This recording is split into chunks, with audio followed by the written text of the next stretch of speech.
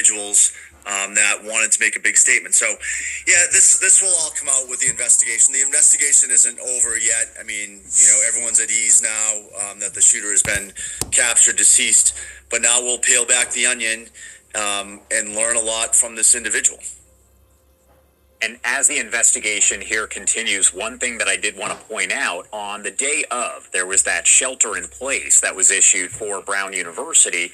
But speaking on kind of a federal level there, when you're talking about Homeland Security, a situation like this, what is the point where investigators or federal law enforcement will say we need to actually raise the threat level overall for the entire country?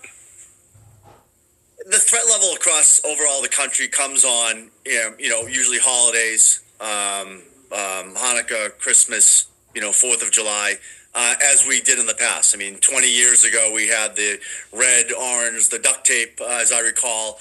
Now it's more centralized. I can't recall the last time that we've raised the threat level nationally, usually around airports, be vigilant, whatever is happening around the country, as we saw on Bondi Beach on Monday and Hanukkah, and I'm sure that all of the Jewish facilities, stepped up their security anyway. Whatever's happening around the world does have an effect on what happens here in the United States.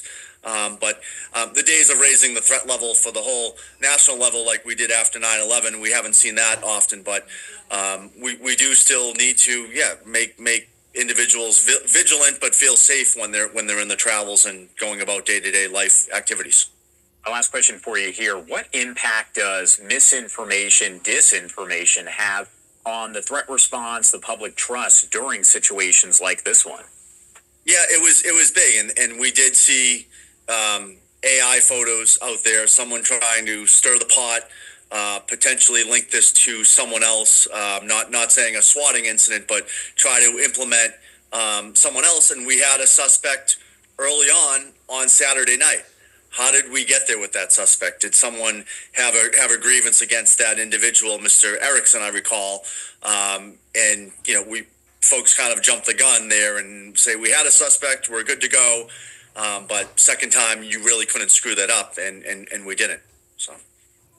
Ed Cash, thank you so much for taking the time to join us here. Anything we missed? Anything you want to make sure to add here before I let you go? No, the team up here in New England works very well as a regional team. All of these locations are close. They'll learn from this.